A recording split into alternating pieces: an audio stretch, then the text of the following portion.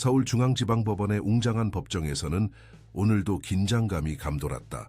햇빛이 창문을 통해 들어와 법정의 나무 바닥을 비추고 있었고 방청객들은 자리에 앉아 곧 시작될 재판을 기다리고 있었다. 이 법정은 한국에서 가장 유명한 변호사 중 한 명인 강태준이 또 한 번의 압도적인 승리를 앞두고 있는 곳이었다. 강태준은 39세의 나이에도 불구하고 이미 법조계의 전설이 되었다. 그의 변호사 사무실 강앤파트너스는 서울의 강남에 위치한 초고층 빌딩 꼭대기에 자리하고 있었고 그의 고객 목록에는 대기업 회장부터 유명 연예인까지 한국 사회의 최상위층이 포함되어 있었다. 그는 중요한 사건에서 한 번도 패배한 적이 없었고 그의 오만함은 그의 성공만큼이나 유명했다. 오늘 그는 검은색 맞춤 정장을 입고 금색 롤렉스 시계를 자랑스럽게 드러내며 법정에 입장했다. 그의 뒤로는 3명의 보조 변호사들이 서류가 가득 담긴 가방을 들고 따라왔다. 강태준은 마치 자신의 사무실에 들어서는 것처럼 자신감 넘치는 걸음으로 검사석으로 향했다. 오늘의 재판은 한 남자의 운명을 결정짓는 중요한 순간이었다. 피고인석에는 김준호라는 38세의 남자가 앉아 있었다. 그는 주황색 수감복을 입고 있었고 그의 얼굴에는 지난 몇 달간의 구금 생활이 남긴 피로가 역력했다. 김준호는 사기 면허 없이 의료 행위를 한 혐의 그리고 환자들을 속인 혐의로 기소되어 있었다. 법정의 앞쪽에는 박정호 판사가 있었다. 64세의 그는 10년 전 교통사고로 척추가 손상되어 휠체어를 사용하고 있었다. 그는 엄격한 판결로 유명했고 그의 법정에서는 어떤 변호사도 함부로 행동할 수 없었다. 그러나 오늘은 강태준의 날이었다. 모든 증거가 피고인에게 불리했고 국선 변호인은 이미 패배를 받아들인 듯한 표정이었다. 재판을 시작하겠습니다. 박정호 판사의 권위 있는 목소리가 법정에 울려 퍼졌다. 사건 번호 2225 형제청사실 2 피고인 김준호에 대한 사기 및 무면허 의료행위 사건입니다. 강태준은 천천히 일어나 자신의 넥타이를 가볍게 만지며 시작했다. 존경하는 재판장님, 이 사건은 매우 간단합니다. 피고인 김준호는 스스로를 치유자라고 부르며 취약한 사람들을 속여 돈을 갈취했습니다. 그는 자신이 특별한 치유 능력을 가지고 있다고 주장하며 심각한 질병을 앓고 있는 환자들에게 거짓 희망을 팔았습니다. 그는 법정을 가로질러 걸으며 배심원들의 눈을 하나하나 마주했다. 피고인은 의학적 지식이 전혀 없음에도 불구하고 사람들의 아픔을 치료할 수 있다고 주장했습니다. 그는 정식 의사들이 포기한 환자들을 대상으로 했으며 그들의 절망을 이용해 돈을 챙겼습니다. 강태준은 증거물을 하나씩 제시하며 김준호의 사기 행각을 상세히 설명했다. 피해자들의 증언, 은행 입금 내역, 그리고 김준호가 운영했던 작은 치유센터에서 압수한 물품들까지 모든 것이 그의 유죄를 가리키는 듯했다. 저는 피고인에게 최대 형량인 20년의 징역형을 요청합니다. 강태준은 자신의 최종 발언을 마무리했다. 이는 사회를 위험한 사기꾼으로부터 보호하기 위한 정당한 형벌입니다. 강태준이 자리에 앉자 국선 변호인인 이민수 변호사가 일어났다. 그는 30대 초반으로 보이는 젊은 변호사였고 그의 눈에는 불안감이 역력했다. 존경하는 재판장님, 저희 의뢰인은 사람들을 속이려는 의도가 없었습니다.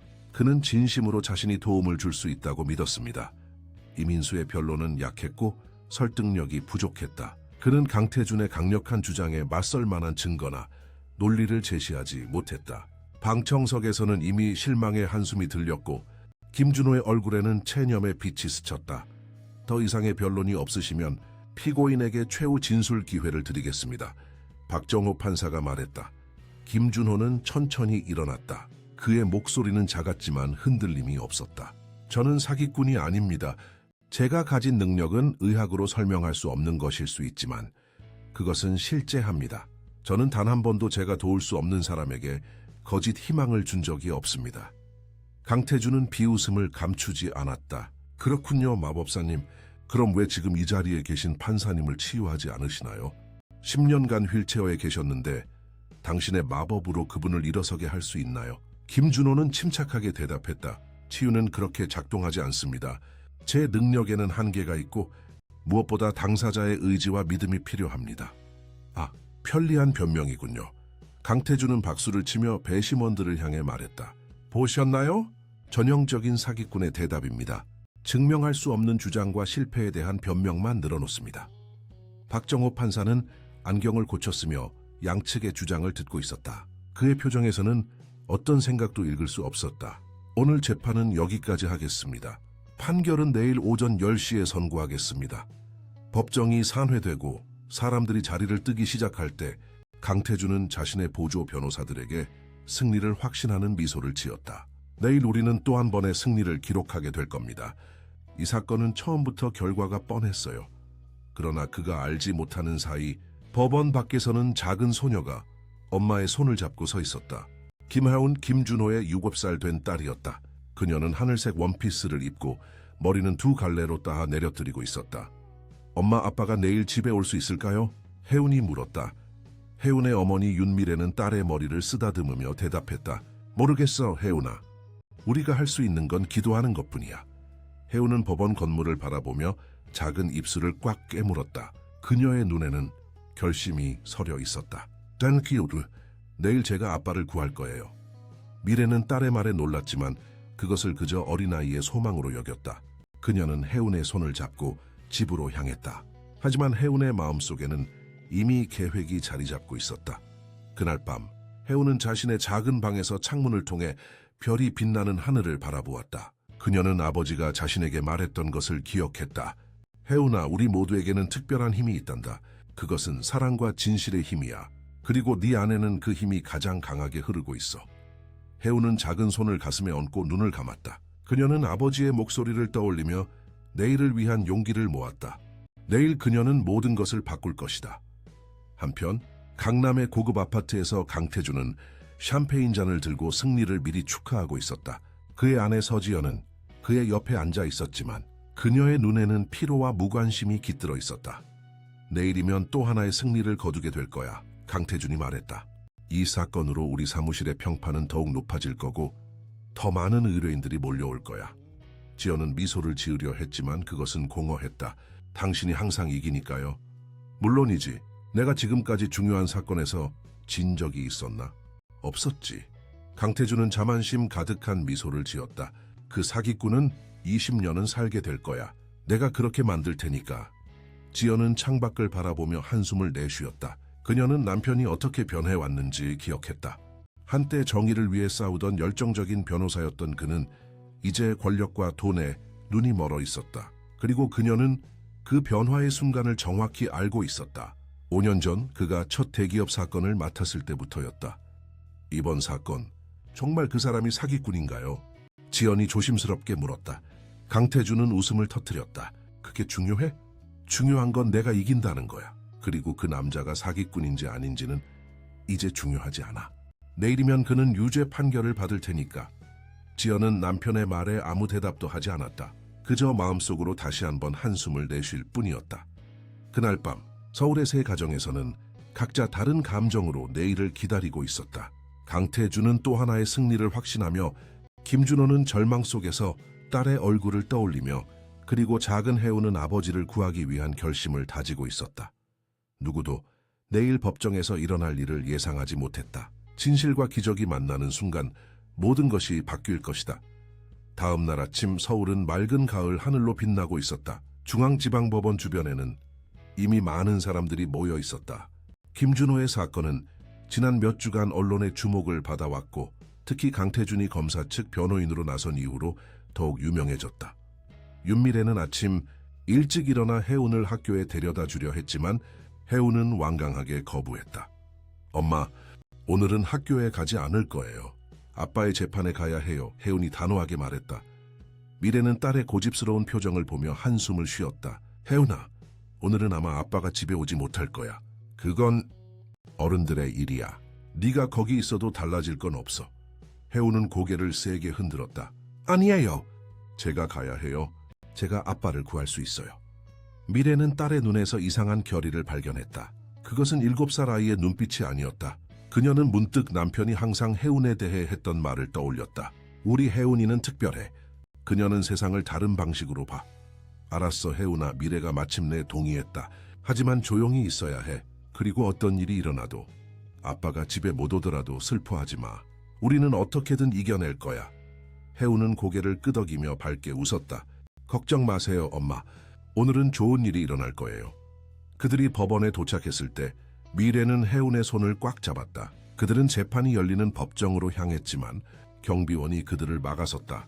죄송합니다만 오늘 재판은 특별 관리 대상입니다. 14살 미만의 어린이는 입장할 수 없습니다. 경비원이 말했다. 미래는 실망했지만 이해했다. 해운아, 여기서 기다려야 할 것 같아. 엄마가 나중에 와서 데려갈게. 해운은 고개를 끄덕였지만 그녀의 눈에는 다른 계획이 있었다.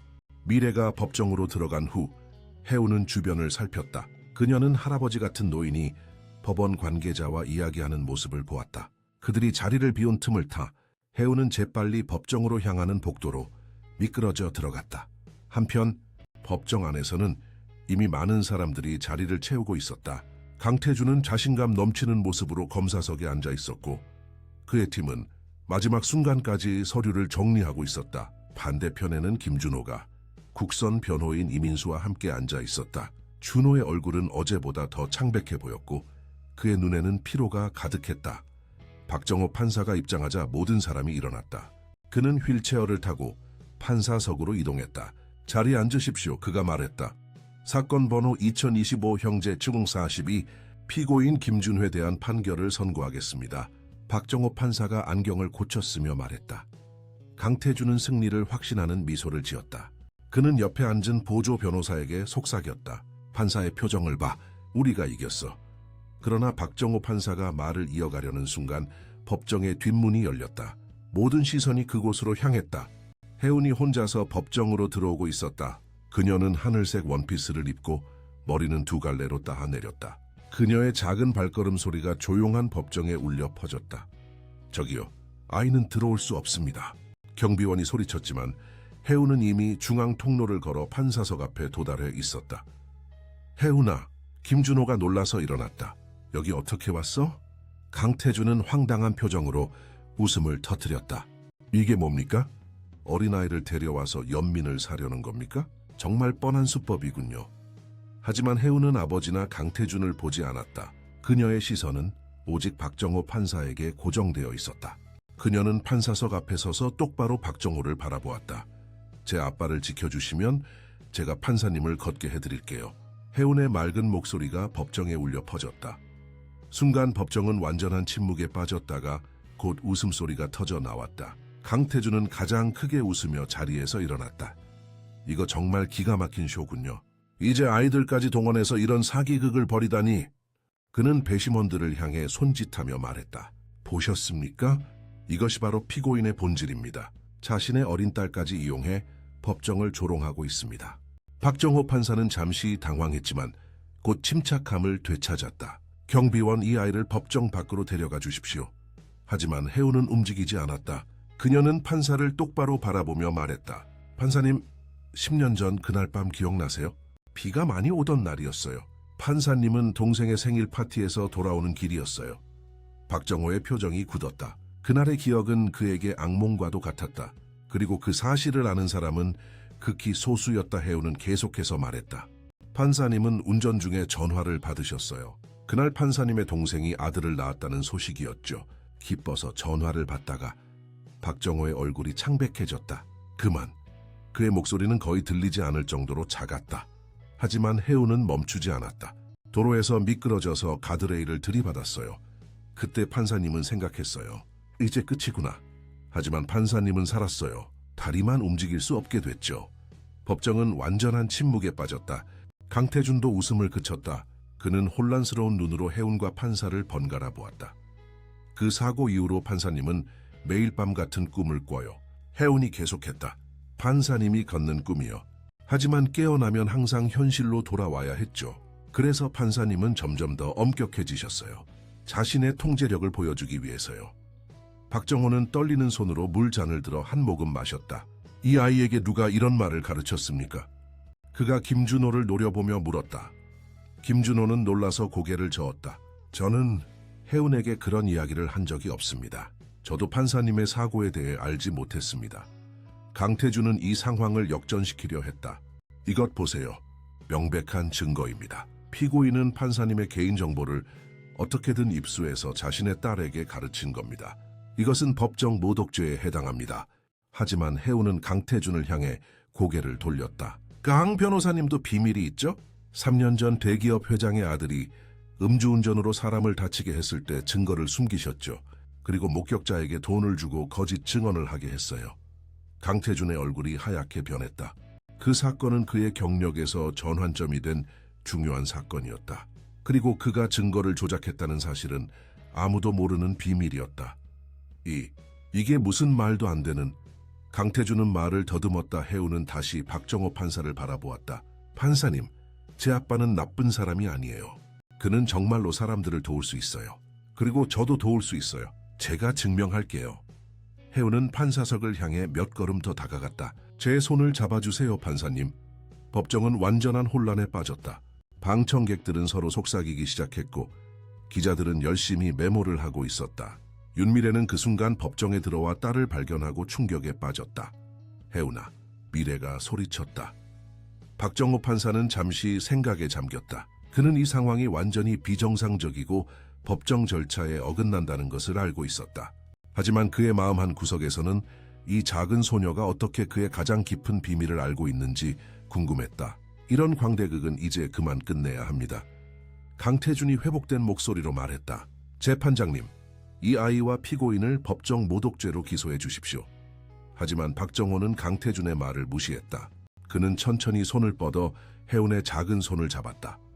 그 순간 박정호는 10년 만에 처음으로 다리에서 따뜻함을 느꼈다. 미약한 전류가 그의 무릎에서부터 허벅지로 올라오는 듯한 감각이었다. 그는 놀라서 숨을 들이켰다. 그가 말을 더듬었다. 해우는 미소를 지었다. 느껴지시죠? 그건 희망이에요.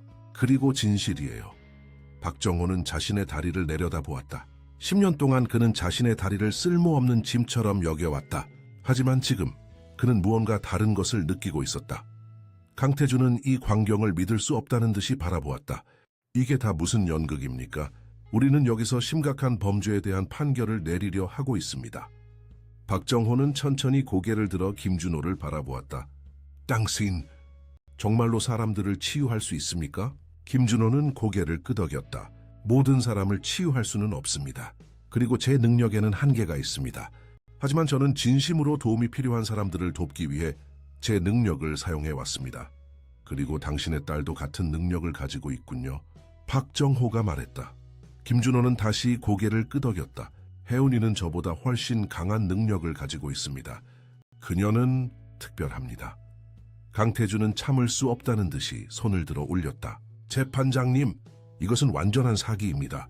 저들은 법정을 장난으로 만들고 있습니다. 하지만 박정호는 그의 말을 듣지 않았다. 그는 혜운의 손을 여전히 잡고 있었고 그의 다리에서 느껴지는 감각은 점점 더 강해지고 있었다. 혜운아, 박정호가 부드럽게 말했다. 네 아빠가 정말 사람들을 도왔니? 혜운은 고개를 끄덕였다. 내 아빠는 좋은 사람이에요. 그는 돈을 위해 사람들을 돕지 않았어요. 정말로 아픈 사람들을 도우려고 했어요. 증거는? 박정호가 물었다. 혜운은 잠시 생각하더니 말했다. 서류 가방 안에 있어요. 강 변호사님이 숨긴 증거요. 강태준의 얼굴이 창백해졌다. 그는 자신의 서류 가방을 본능적으로 움켜쥐었다.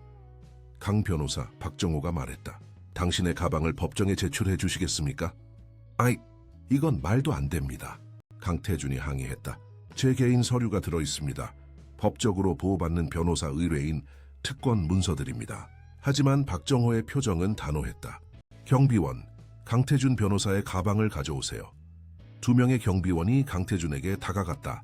그는 잠시 저항하려 했지만 곧 포기했다. 그의 서류 가방이 박정호 판사에게 전달되었다.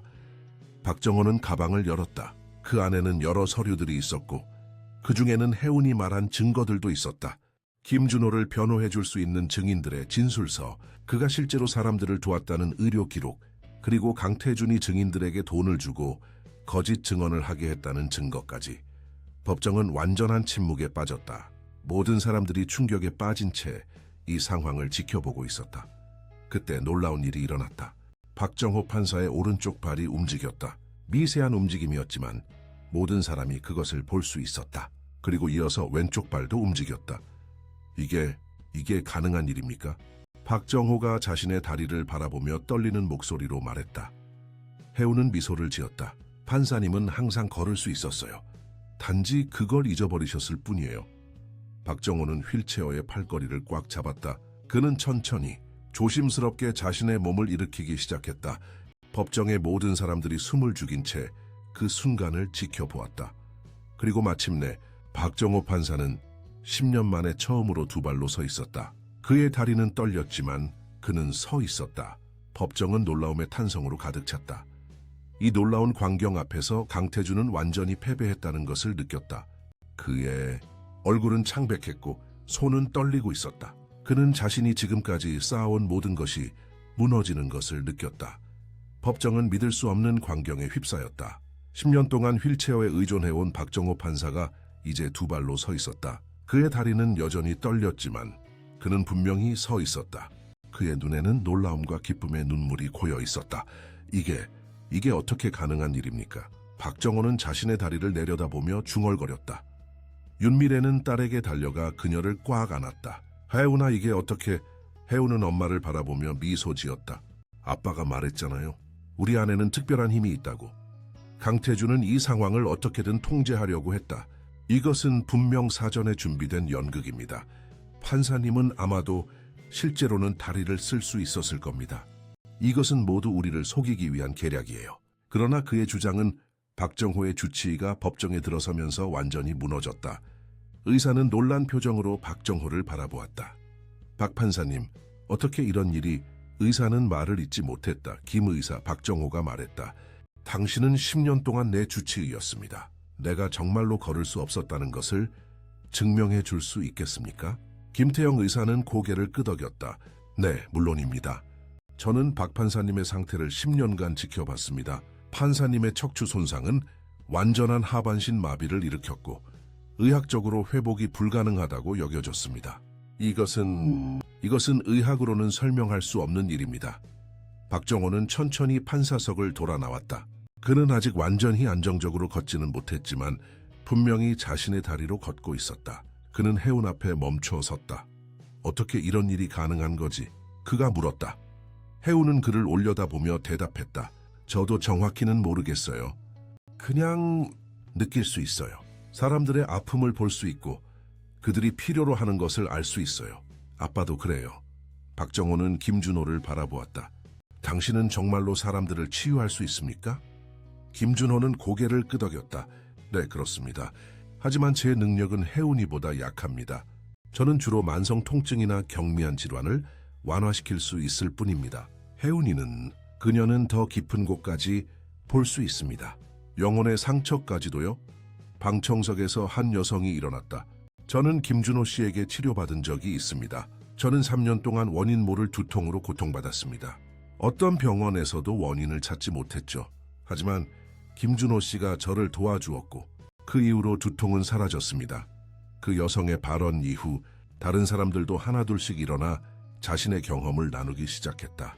만성적인 허리 통증에서 해방된 노인, 우울증에서 벗어난 젊은 여성, 설명할 수 없는 피로감이 사라진 중년 남성까지 그들 모두 김준호가 자신들을 도왔다고 증언했다. 강태준은 이 상황이 완전히 통제를 벗어나는 것을 느꼈다. 그는 필사적으로 상황을 되돌리려 했다. 이 모든 증언은 준비된 것입니다. 우리는 이들이 정말로 아팠는지, 정말로 나아졌는지 어떻게 알 수 있습니까? 이것은 모두 광대극입니다. 그러나 박정호는 그의 말을 무시했다. 그는 혜운을 바라보며 말했다. 네오는 어떻게 내 사고에 대해 알았니? 어떻게 그 모든 세부 사항을 알았지? 혜운은 잠시 생각하더니 대답했다. 그냥 볼 수 있었어요. 판사님을 봤을 때 판사님의 이야기가 제게 보였어요. 마치 영화처럼요. 그리고 강 변호사님도 마찬가지예요. 제가 그를 보면 그가 숨기고 있는 모든 것이 보여요. 혜운은 다시 강태준을 향해 돌아섰다. 강 변호사님은 많은 나쁜 일을 했어요. 증거를 숨기고 증인들에게 돈을 주고 사람들을 위협했어요. 그리고 그는 제 아빠에 대한 사건에서도 같은 일을 했어요. 강태준의 얼굴이 분노로 일그러졌다. 이런 헛소리를 증거로 받아들일 수는 없습니다. 이것은 그저 아이의 상상력일 뿐입니다.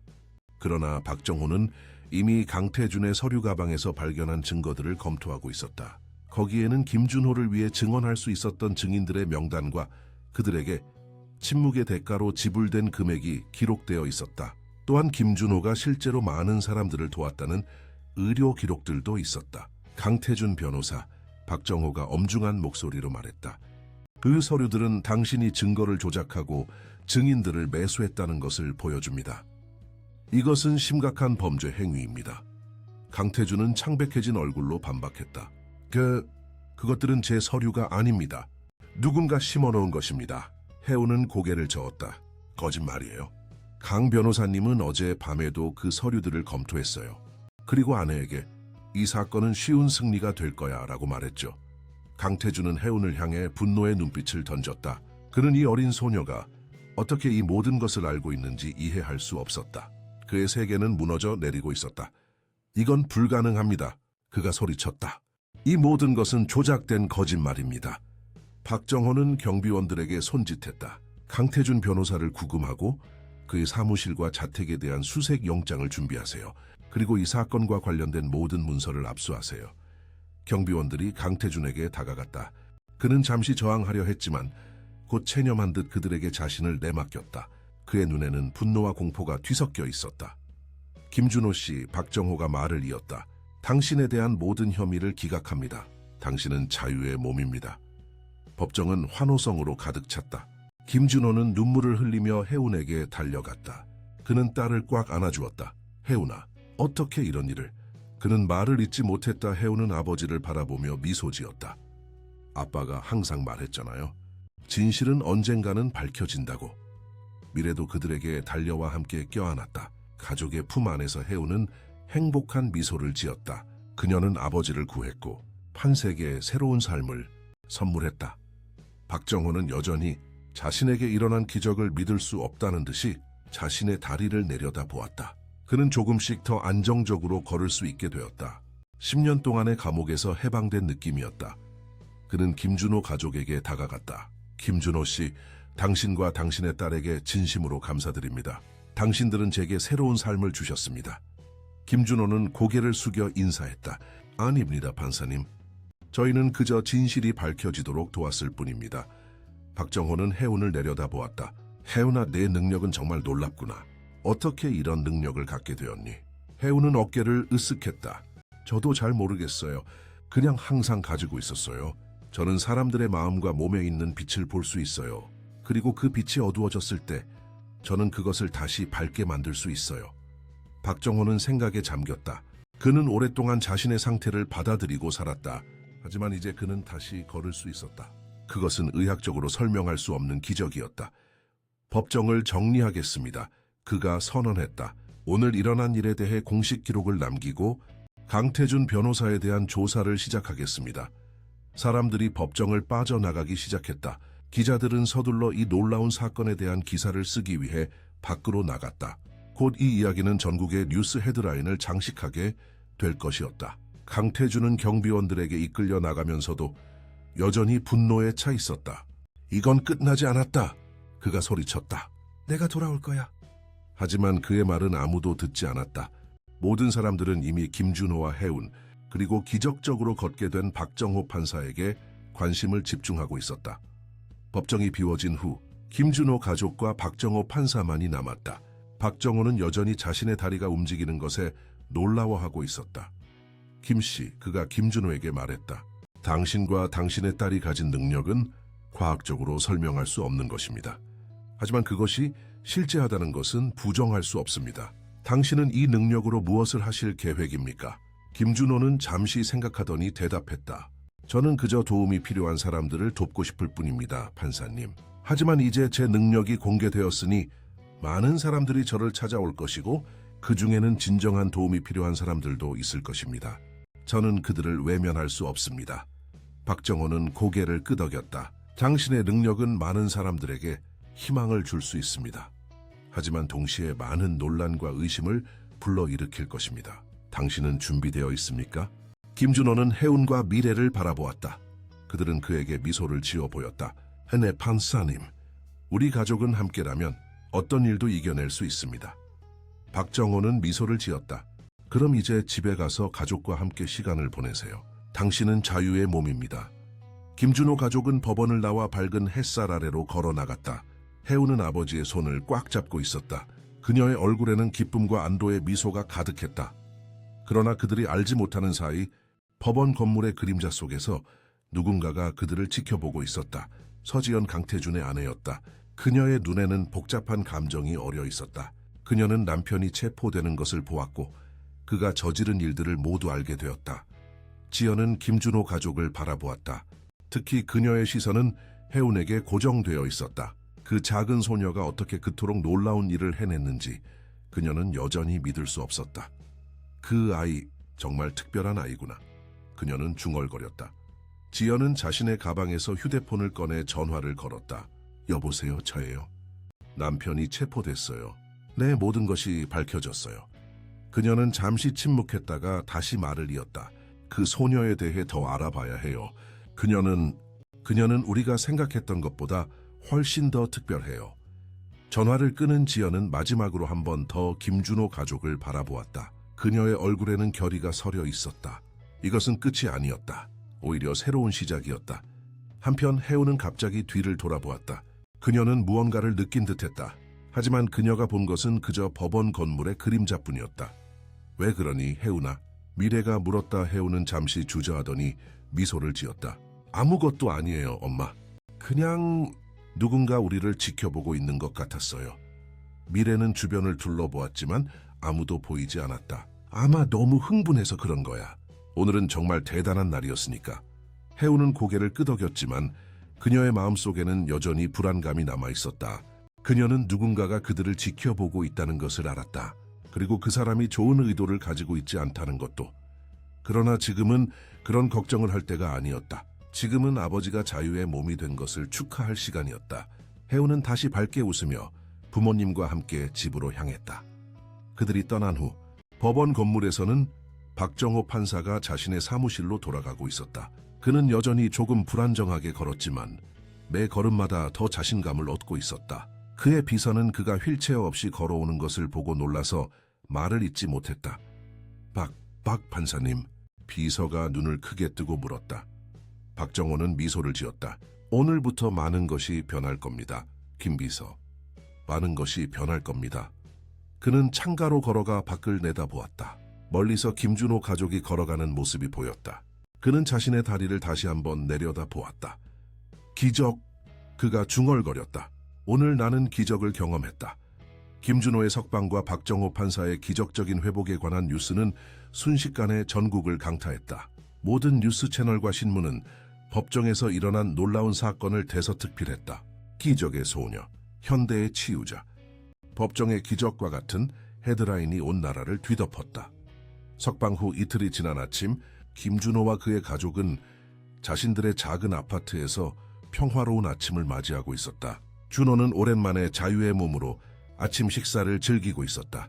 혜우는 학교에 갈 준비를 하고 있었고 미래는 부엌에서 음식을 준비하고 있었다. 아빠, 오늘 학교에 가도 돼요? 혜운이 물었다. 친구들이 모두 텔레비전에서 저를 봤대요. 제가 유명해졌나 봐요. 준호는 미소를 지으며 딸의 머리를 쓰다듬었다. 물론이지, 혜운아. 하지만 기억해. 우리는 특별한 능력에 대해 조심해야 해. 모든 사람들이 이해하는 것은 아니니까. 혜운은 고개를 끄덕였다. 알아요, 아바. 조심할게요. 미래가 식탁에 접시를 놓으며 끼어들었다. 혜운아. 오늘 학교에서 기자들이나 모르는 사람들이 말을 걸면 대답하지 말고 선생님에게 바로 말해야 해. 알겠지? 혜운은 다시 고개를 끄덕였다. 그녀는 어린 나이에도 불구하고 자신의 능력이 가져올 수 있는 혼란을 이해하고 있었다. 아침 식사를 마친 후 미래는 혜운을 학교에 데려다 주기 위해 준비했다. 그러나 그들이 현관문을 열자 놀라운 광경이 펼쳐졌다. 아파트 앞에는 수십 명의 기자들과 카메라맨들이 기다리고 있었다. 그리고 그 뒤로는 더 많은 사람들이 모여 있었다. 환자들, 희망을 품은 사람들, 그저 호기심에 찬 구경꾼들까지. 김준호 씨, 딸의 능력에 대해 말씀해 주세요. 혜운이는 어떻게 판사를 치유했나요? 다른 사람들도 치유할 수 있나요? 질문이 쏟아졌다. 카메라 플래시가 끊임없이 터졌다. 미래는 본능적으로 혜운을 자신의 뒤로 숨겼다. 준호는 깊은 숨을 들이쉬고 앞으로 나섰다. 여러분, 제발 물러나 주십시오. 우리는 그저 평범한 일상으로 돌아가고 싶을 뿐입니다. 제 딸은 아직 어린아이입니다. 그녀에게 이런 관심은 부담이 됩니다. 그러나 기자들은 물러서지 않았다. 오히려 더 많은 질문을 쏟아부었다. 준호는 상황이 통제를 벗어나고 있음을 느꼈다. 그때 검은색 고급 세단 한 대가 군중을 뚫고 그들 앞에 멈춰섰다. 차에서 내린 것은 박정호 판사였다. 그는 지팡이를 짚고 있었지만 분명히 자신의 두 다리로 서 있었다. 김준호 씨, 혜운 양, 그가 말했다. 함께 갑시다. 여러분께 말씀드릴 장소가 있습니다. 준호와 미래는 감사의 표정으로 박정호를 바라보았다. 그들은 서둘러 혜운과 함께 차에 올랐다. 차가 출발하자 기자들은 재빨리 자신들의 차로 달려갔다. 감사합니다, 판사님, 준호가 말했다. 저희를 도와주셔서요. 박정호는 미소를 지었다. 제가 도와드려야죠. 당신들이 제게 새로운 삶을 주셨으니까요. 그는 자신의 다리를 바라보았다. 아직 완전히 회복된 것은 아니지만 매일 조금씩 나아지고 있습니다. 의사들은 여전히 이것을 믿지 못하고 있어요. 혜우는 판사를 바라보며 미소 지었다. 판사님은 항상 걸을 수 있었어요. 단지 마음이 다리를 잊어버렸을 뿐이에요. 박정호는 혜운의 말에 깊은 생각에 잠겼다. 그녀의 말은 단순하면서도 깊은 통찰력을 담고 있었다. 우리는 어디로 가고 있나요? 미래가 물었다. 제 별장으로 가고 있습니다. 박정호가 대답했다. 서울 외곽에 있는 조용한 곳이에요. 당분간 그곳에서 지내시는 게 좋을 것 같습니다. 이 소동이 가라앉을 때까지요. 차는 서울을 벗어나 교외로 향했다. 그들은 한동안 침묵 속에서 창밖의 풍경을 바라보았다. 마침내 차는 숲으로 둘러싸인 아름다운 별장 앞에 도착했다. 그것은 현대적인 스타일과 전통적인 한옥의 요소가 조화롭게 어우러진 건물이었다. 여기서 편히 쉬세요, 박정호가 말했다. 필요한 것은 모두 준비되어 있습니다. 경비원들이 24시간 주변을 지키고 있으니 안심하셔도 됩니다. 준호는 감사의 인사를 전했고 그들은 별장으로 들어갔다. 내부는 넓고 쾌적했으며 큰 창문을 통해 아름다운 정원이 보였다. 혜우는 신이 나서 집안을 돌아다니기 시작했다. 와, 정말 예뻐요. 그녀가 감탄했다. 미래는 걱정스러운 표정으로 준호를 바라보았다. 이제 어떻게 해야 할까요? 우리 생활이 완전히 바뀌어 버렸어요. 준호는 아내의 손을 잡았다. 걱정하지 마. 우리는 함께 이겨낼 거야. 지금은 조금 혼란스럽지만 곧 모든 것이 정리될 거야. 그들이 이야기하는 동안 박정호는 거실에 있는 큰 텔레비전을 켰다. 화면에는 강태준의 체포 소식이 나오고 있었다. 강태준 변호사의 범죄 행각이 계속해서 밝혀지고 있습니다. 검찰은 그가 수년간 증거를 조작하고 증인들을 매수해왔다는 증거를 확보했다고 밝혔습니다. 이로 인해 그가 담당했던 수십 건의 사건이 재조사될 예정입니다. 뉴스는 계속해서 김준호와 혜운에 대한 이야기로 넘어갔다. 한편 기적의 소녀로 불리는 김혜운 양과 그녀의 아버지 김준호 씨의 능력에 대한 관심이 폭발적으로 증가하고 있습니다. 의학계에서는 이들의 능력에 대해 회의적인 시각을 보이고 있으나 박정호 판사의 회복은 부정할 수 없는 사실입니다. 박정호는 텔레비전을 끄고 김준호에게 돌아섰다. 김 씨, 당신과 혜운이가 가진 능력은 많은 사람들에게 희망을 줄 수 있습니다. 하지만 동시에 그것은 당신들에게 위험을 가져올 수도 있습니다. 어떤 사람들은 당신들의 능력을 이용하려 할 것이고 또 어떤 사람들은 그것을 두려워할 것입니다. 준호는 고개를 끄덕였다. 알고 있습니다, 판사님. 저희가 어떻게 해야 할지 조언해 주시겠습니까? 박정호는 잠시 생각하더니 대답했다. 우선 당분간은 여기서 머무르세요. 제가 신뢰할 수 있는 사람들과 이야기해 보겠습니다. 당신들의 능력을 적절히 사용할 수 있는 방법을 찾아야 합니다. 혜운이 갑자기 그들 옆에 나타났다. 저는 학교에 가고 싶어요. 친구들을 보고 싶어요. 미래는 딸을 바라보며 한숨을 쉬었다. 혜운아, 지금은 조금 어려울 것 같아. 상황이 좀 복잡하단다. 혜운은 실망한 표정을 지었지만 곧 이해한다는 듯이 고개를 끄덕였다. 알았어요, 엄마. 하지만 곧 돌아갈 수 있을 거예요, 그렇죠? 준호는 딸을 안아주었다. 물론이지, 혜운아. 곧 모든 것이 정상으로 돌아갈 거야. 그러나 그의 말과는 달리 준호는 이제 그들의 삶이 영원히 변했다는 것을 알고 있었다. 혜운의 능력이 공개된 이상 그들은 더 이상 예전의 평범한 삶으로 돌아갈 수 없었다. 한편 서울의 한 고급 아파트에서는 서지연이 창밖을 바라보고 있었다. 그녀의 남편 강태준은 구치소에 있었고 그들의 화려했던 삶은 순식간에 무너져 내렸다. 그러나 지연의 얼굴에는 두려움보다는 결의가 서려 있었다. 그녀의 휴대폰이 울렸다. 네, 말씀하세요. 그녀가 전화를 받았다. 서 대표님, 김혜운에 대한 정보를 더 수집했습니다. 전화 너머에서 남자의 목소리가 들렸다.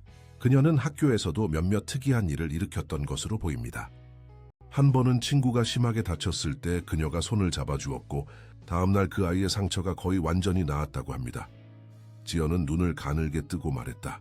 흥미롭군요. 그 아이를 더 자세히 조사해보세요. 그리고 그들이 어디로 갔는지 알아내세요. 이미 알아냈습니다. 남자가 대답했다. 그들은 박정호 판사의 별장으로 갔습니다. 서울 외곽의 숲속에 있는 곳이죠.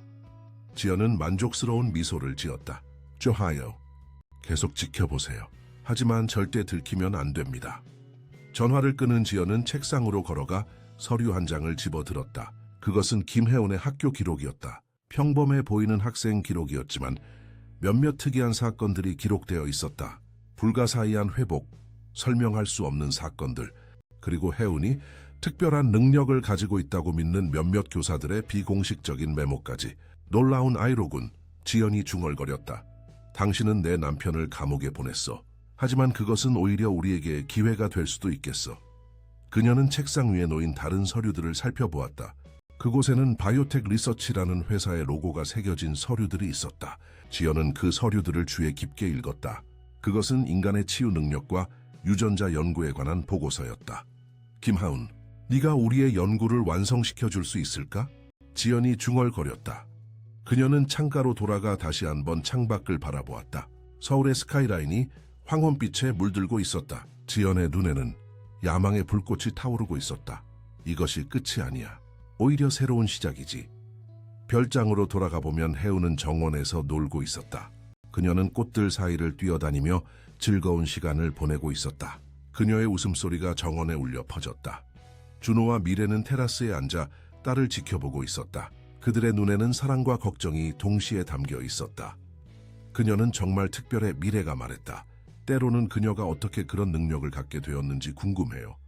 준호는 아내의 손을 잡았다. 나도 처음에는 내 능력이 어디서 왔는지 몰랐어. 하지만 할머니가 돌아가시기 전에 말씀하셨지. 우리 가족에는 특별한 선물이 내려왔다고. 몇 세대에 걸쳐 나타나는 선물이라고.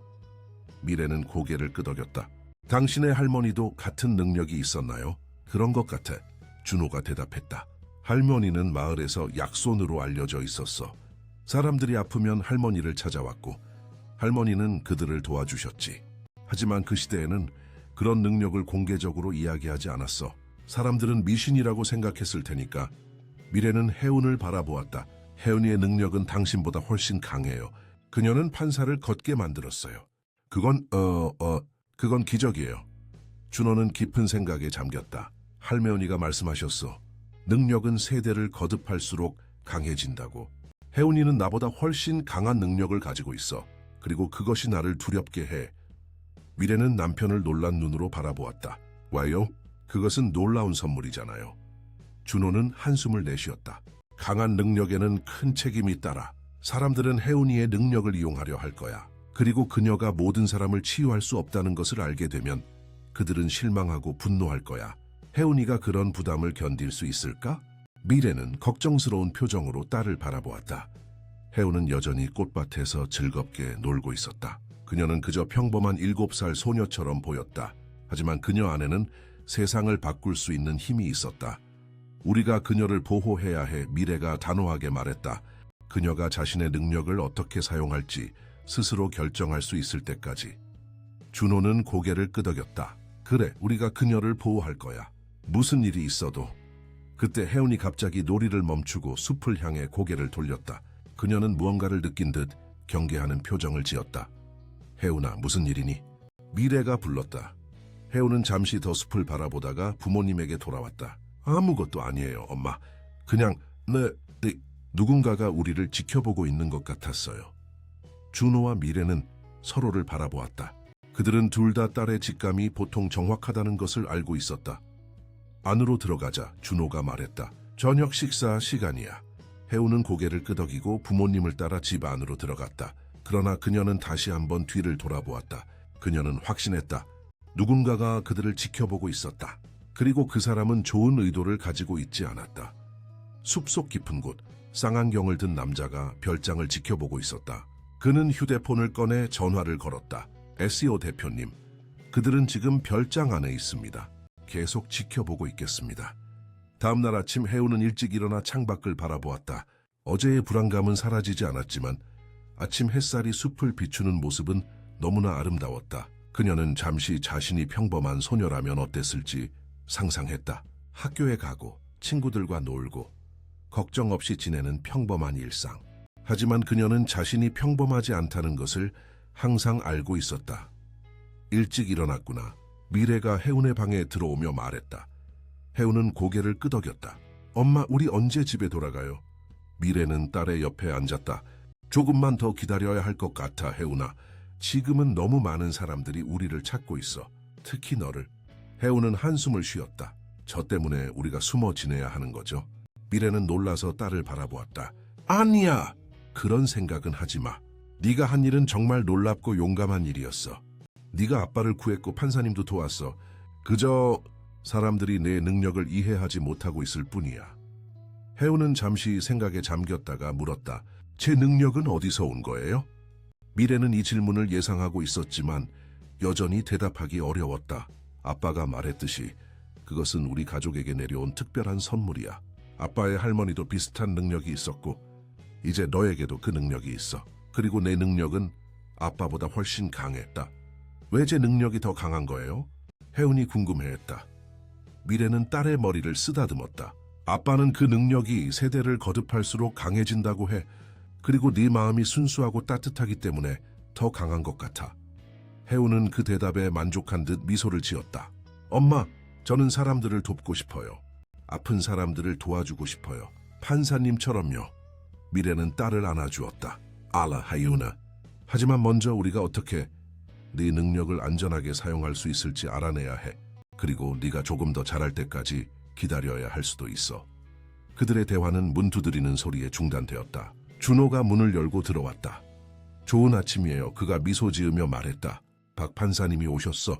중요한 이야기가 있으시대. 세 사람은 함께 아래층으로 내려갔다. 박정호는 거실에 앉아 있었다. 그는 이제 지팡이 없이도 걸을 수 있었지만 여전히 조금 불안정해 보였다. 김씨 가족, 박정호가 그들을 보고 일어나며 말했다. 앉으세요. 여러분과 나눌 중요한 소식이 있습니다. 모두가 자리에 앉자 박정호는 이야기를 시작했다. 어제 저는 몇몇 중요한 사람들과 만남을 가졌습니다. 의료계 인사들, 정부 관계자들, 그리고 법조계 동료들과요. 모두 김준호 씨와 혜운 양의 능력에 대해 매우 관심을 보였습니다. 준호는 눈살을 찌푸렸다. 어떤 종류의 관심입니까? 다양합니다. 박정호가 대답했다. 저 의사들은 당연히 과학적으로 이 능력을 연구하고 싶어 합니다. 정부 관계자들은 이것이 가져올 수 있는 사회적 영향에 대해 걱정하고 있고요. 그리고 몇몇 기업들은 그들은 이 능력을 상업적으로 활용할 방법을 찾고 있습니다. 미래는 불안한 표정으로 혜운을 바라보았다. 우리 딸은 실험 대상이 아닙니다. 그리고 우리는 그녀의 능력을 돈벌이 수단으로 삼을 생각도 없어요. 박정호는 고개를 끄덕였다. 물론입니다. 저도 그렇게 생각합니다. 하지만 현실을 직시해야 합니다. 혜운 양의 능력은 이미 공개되었고 많은 사람들이 이에 대해 알고 있습니다. 우리는 이 상황을 어떻게든 관리해야 합니다. 어떻게요? 준호가 물었다. 박정호는 서류 한 장을 꺼내 테이블 위에 놓았다. 저는 혜운 양과 당신을 보호하기 위한 재단을 설립하고자 합니다. 김혜운 치유재단이라고 부를 수 있겠죠. 이 재단은 당신들의 능력을 연구하고 그것을 안전하게 사용할 수 있는 방법을 모색할 것입니다. 그리고 무엇보다 당신들을 법적으로 보호할 것입니다. 준호와 미래는 서로를 바라보았다. 그들은 확신이 서지 않았다. 저희에게 시간을 주실 수 있을까요? 준호가 물었다. 이것은 큰 결정입니다. 박정호는 이해한다는 듯이 고개를 끄덕였다. 물론입니다. 하지만 너무 오래 기다리지 마세요. 이미 여러 단체들이 당신들에게 접근하려 하고 있습니다. 일부는 선의를 가지고 있지만 다른 일부는 그렇지 않을 수도 있습니다. 혜우는 조용히 어른들의 대화를 듣고 있었다. 그녀는 자신의 능력이 이토록 복잡한 상황을 만들 것이라고는 생각하지 못했다. 그녀는 그저 아버지를 구하고 싶었을 뿐이었다. 저는 밖에 나가서 놀고 싶어요. 혜운이 갑자기 말했다. 어른들은 대화를 멈추고 그녀를 바라보았다. 미래는 미소를 지으며 말했다. 물론이지, 혜운아. 하지만 집 주변에서만 놀아야 해, 알겠지? 혜우는 고개를 끄덕이고 밖으로 나갔다. 그녀는 정원을 지나 작은 숲으로 향했다. 숲 가장자리에는 작은 가을이 흐르고 있었고 혜우는 그곳에 앉아 물을 바라보았다. 네가 여기 있을 줄 알았어. 혜우는 놀라서 뒤를 돌아보았다. 그곳에는 그녀가 전혀 보지 못한 여자가 서 있었다. 우아한 정장을 입은 40대 중반의 여성이었다. 당신은 누구세요? 혜운이 물었다. 여자는 미소를 지으며 혜운 옆에 앉았다. 내 이름은 서지연이야. 나는 너에 대해 많이 들었단다, 혜운아. 혜운은 경계하는 눈빛으로 여자를 바라보았다. 어떻게 여기 들어오셨어요? 이곳은 사유지인데. 지연은 부드럽게 웃었다. 나는 박 판사님의 오랜 지인이야. 경비원들이 나를 알아봤지. 하지만 내 부모님께는 말하지 않았어. 나는 먼저 너와 이야기하고 싶었거든. 혜우는 여전히 의심스러운 눈빛이었지만 무언가 이 여자에 대해 더 알고 싶다는 호기심이 들었다. 왜 저와 이야기하고 싶으셨어요? 지연은 가을을 바라보며 말했다. 네오의 능력이 정말 특별하다고 들었어. 판사님을 걷게 만들었다면서? 그건 정말 놀라운 일이야. 혜우는 잠시 침묵했다가 대답했다. 저는 그냥 판사님이 필요로 하는 것을 봤어요. 그의 다리는 실제로는 다치지 않았어요. 그의 마음이 다친 거였죠. 지연의 눈이 반짝였다. 정말 흥미롭구나. 너는 사람들의 마음까지 볼 수 있니? 혜우는 고개를 끄덕였다. 때때로요. 모든 사람이 다 보이는 건 아니에요. 하지만 정말 필요한 사람들은 볼 수 있어요. 지연은 혜운을 향해 몸을 기울였다.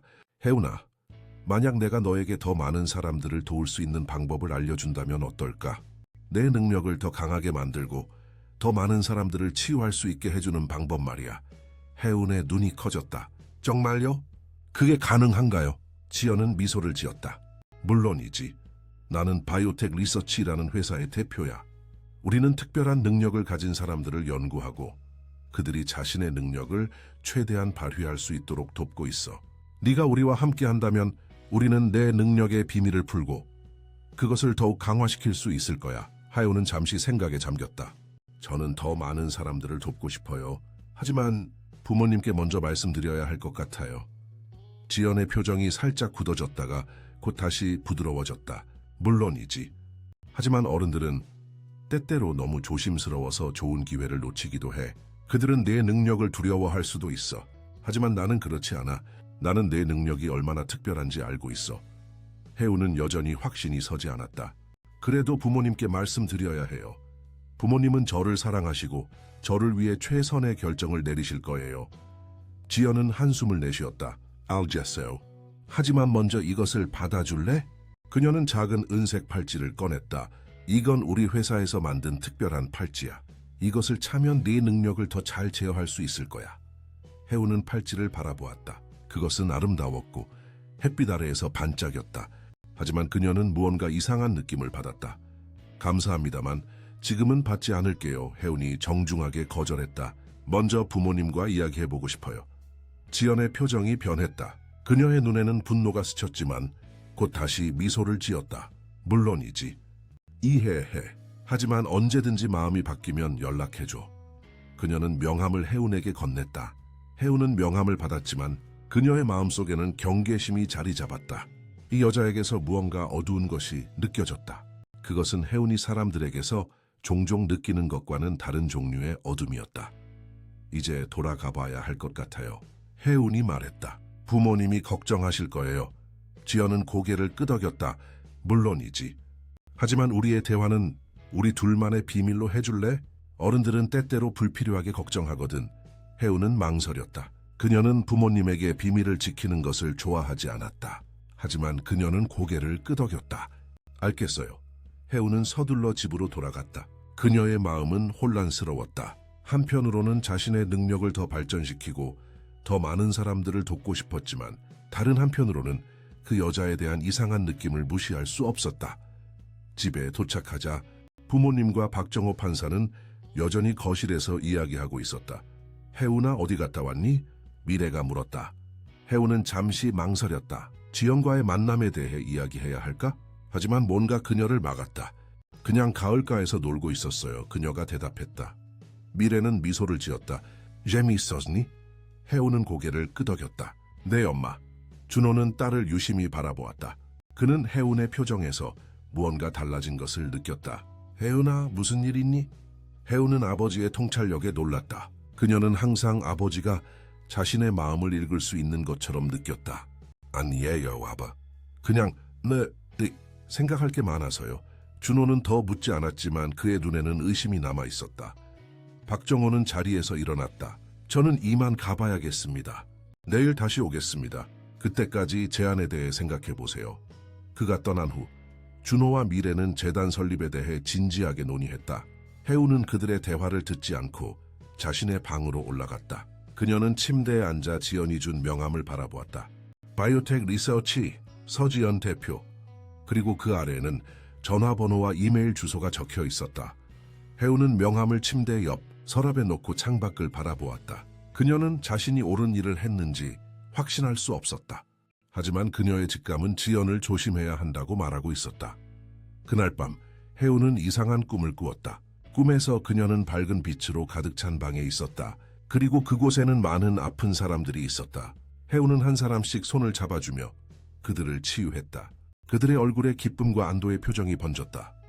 하지만 갑자기 방이 어두워지기 시작했다. 지연이 나타나 해운의 손목에 은색 팔찌를 채웠다. 순간 해운은 자신의 능력이 빠져나가는 것을 느꼈다. 그리고 그 능력은 지연에게로 흘러들어갔다. 이제 내 능력은 내 것이야. 꿈속에 지연이 말했다. 네오는 더 이상 필요 없어. 해우는 소리를 지르며 잠에서 깨어났다. 그녀의 이마에는 식은땀이 맺혀 있었다. 문이 열리고 미래가 서둘러 들어왔다. 해우나, 괜찮니? 악몽을 꿨니? 해우는 고개를 끄덕였다. 엄마, 저 말씀드릴 게 있어요. 미래는 딸의 침대 가장자리에 앉았다. 어머니, 해우나. 해우는 깊은 숨을 들이쉬고 지연과의 만남에 대해 모든 것을 말했다. 미래의 얼굴이 점점 창백해졌다. 서지연이라고? 미래가 놀라서 물었다. 그녀가 여기에 왔다고? 해우는 고개를 끄덕였다. 그녀는 제 능력을 더 강하게 만들어줄 수 있다고 했어요. 그리고 이 팔찌를 주려고 했어요. 해우는 서랍에서 명함을 꺼내 어머니에게 건넸다. 미래는 명함을 받아들고 창백한 얼굴로 말했다. 해우나, 내일 아침에 아빠와 함께 이야기해야겠구나. 이건 매우 중요한 일이야. 해우는 어머니의 심각한 표정에 놀랐다. 엄마, 제가 잘못한 거예요? 미래는 서둘러 고개를 저었다. 아니, 하유나, 네가 잘못한 게 아니야. 오히려 네가 우리에게 말해줘서 정말 고마워. 헤이, 이제 다시 자렴. 내일 모든 것을 이야기하자. 미래는 해운이 다시 잠들 때까지 곁에 있었다. 그녀가 방을 나가자마자 준호가 복대서 그녀를 기다리고 있었다. 무슨 일이야? 그가 물었다. 해운이 괜찮아. 미래는 남편에게 명함을 건넸다. 세아지연이 해운을 만났어. 여기 별장에서. 준호의 얼굴이 굳어졌다. 서지연, 강태준의 아내. 미래는 고개를 끄덕였다. 그리고 그녀는 바이오텍 리서치의 대표라고 했어. 해운의 능력을 연구하고 싶어 한대. 준호는 명함을 바라보며 깊은 생각에 잠겼다. 이건 좋지 않아. 강태준이 구치소에 있는 동안 그의 아내가 우리에게 접근하고 있어. 그녀가 무슨 생각을 하는지는 모르겠지만 좋은 의도는 아닐 거야. 미래는 불안한 표정으로 말했다. 어떻게 그녀가 여기 들어올 수 있었을까? 박 판사님이 이곳은 안전하다고 했는데. 준호는 결심한 듯 말했다. 내일 아침 일찍 박 판사님께 연락해야겠어. 그리고 우리는 여기를 떠나야 할 것 같아. 더 이상 안전하지 않아. 미래는 남편의 손을 잡았다. 우리는 어디로 갈 수 있을까? 준호는 잠시 생각하더니 말했다. 내 고향 마을로 가자. 강원도의 작은 마을이야. 그곳은 외딴 곳이고 할머니가 살던 집이 아직 남아있어. 아무도 우리를 찾지 못할 거야. 미래는 고개를 끄덕였다. 그래, 그게 좋겠어. 해운을 안전하게 지켜야 해. 그들은 다음 날 아침 일찍 떠나기로 결정했다. 밤이 깊어가는 동안 준호와 미래는 조용히 짐을 싸기 시작했다. 그들은 해운을 위험에서 멀리 떨어뜨려야 한다는 것을 알고 있었다. 그러나 그들이 알지 못하는 사이 별장 주변의 숲속에서는 여전히 누군가가 그들을 지켜보고 있었다. 그리고 그는 모든 것을 서지연에게 보고하고 있었다. 이른 새벽, 아직 해가 떠오르기 전 김준호 가족은 서둘러 짐을 채 싣고 있었다. 박정호 판사는 그들의 갑작스러운 결정에 놀랐지만 사정을 듣고 난 후에는 전적으로 동의했다. 서지연이 여기까지 왔다니 믿을 수 없군요. 박정호가 걱정스러운 표정으로 말했다. 제가 경비를 강화하도록 지시했는데. 준호는 고개를 저었다. 판사님의 잘못이 아닙니다. 서지연은 판사님의 지인이라고 했다고 하는데 아마 거짓말일 겁니다. 박정호는 생각에 잠겼다. 바이오텍 리세오시, 그 회사에 대해 들어본 적이 있습니다. 그들은 유전자 연구와 관련된 회사로 알고 있습니다. 하지만 서지연이 그곳의 대표라는 것은 몰랐습니다. 저희는 강원도로 갑니다. 준호가 말했다. 제 고향 마을이죠. 그곳은 외딴 곳이라 당분간 안전할 것입니다. 박정호는 고개를 끄덕였다. 나 좋은 생각입니다. 제가 차량을 준비해드리겠습니다. 제 개인 운전기사가 여러분을 데려다 줄 겁니다. 그는 믿을 수 있는 사람입니다. 미래는 감사의 표정으로 박정호를 바라보았다. 판사님 정말 감사합니다. 저희를 위해 이렇게까지 해주시다니. 박정호는 미소를 지었다. 제가 감사해야죠. 여러분 덕분에 저는 10년 만에 다시 걸을 수 있게 되었으니까요. 그는 해운을 바라보며 말했다. 하이훈아, 내 능력은 정말 특별해. 하지만 그것은 또한 위험할 수도 있어. 조심해야 해. 해운은 고개를 끄덕였다. 네, 판사님, 조심할게요. 준호는 마지막으로 박정호의 손을 굳게 잡았다. 연락을 유지하겠습니다. 그리고 재단 설립 제안 생각해 보겠습니다. 하지만 지금은 해운의 안전이 가장 중요합니다. 박정호는 이해한다는 듯이 고개를 끄덕였다. 물론입니다. 먼저 안전한 곳으로 가세요. 그리고 필요한 것이 있으면 언제든지 연락하세요. 제가 도울 수 있는 한 최선을 다하겠습니다. 그들은 박정호가 준비한 채 올랐다. 검은색 SUV였는데 창문은 짙게 틴팅되어 있어 밖에서는 안이 보이지 않았다. 운전석에는 박정호의 믿을 수 있는 운전기사 최경수가 앉아 있었다. 안녕하세요. 저는 최경수입니다. 그가 친절하게 인사했다. 걱정 마세요. 안전하게 모셔다 드리겠습니다. 차가 별장을 떠날 때 해우는 뒤를 돌아보았다. 그녀는 숲속에서 무언가 움직이는 것을 본 것 같았지만 확신할 수는 없었다. 그녀는 불안한 마음으로 앞을 바라보았다. 차는 서울을 벗어나 동쪽으로 향했다. 강원도로 가는 길은 험준한 산길을 통과해야 했다. 해우는 창밖으로 펼쳐지는 아름다운 풍경에 감탄했다. 울창한 숲, 맑은 계곡, 그리고 멀리 보이는 산맥까지 모든 것이 그녀에게는 새롭고 신기했다. 아빠, 할머니 집은 어떤 곳이에요? 해운이 물었다. 준호는 미소를 지었다. 아주 작고 오래된 한옥이야. 내가 어렸을 때 살던 곳이지. 마을은 산속에 있어서 외부 사람들이 잘 찾아오지 않아. 그곳 사람들은 단순하지만 따뜻해.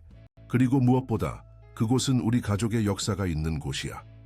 해우는 호기심 어린 눈으로 아버지를 바라보았다. 우리 가족의 역사요? 준호는 고개를 끄덕였다. 니링 티스문티오나. 그래, 우리 가족의 특별한 능력은 그곳에서 시작되었어. 할머니가 그곳에서 많은 사람들을 도왔고 그 전에는 할머니의 어머니가 그랬지. 우리 가족은 대대로 손에 힘을 가진 사람들이 있었어. 미래는 남편을 바라보며 물었다. 당신은 그곳에서 자랐군요. 그런데 왜 떠났나요? 준호의 눈에 슬픔이 스쳤다. 도시에서 더 많은 기회가 있을 것이라고 생각했어. 그리고 솔직히 말하면 내 능력 때문에 부담을 느꼈어.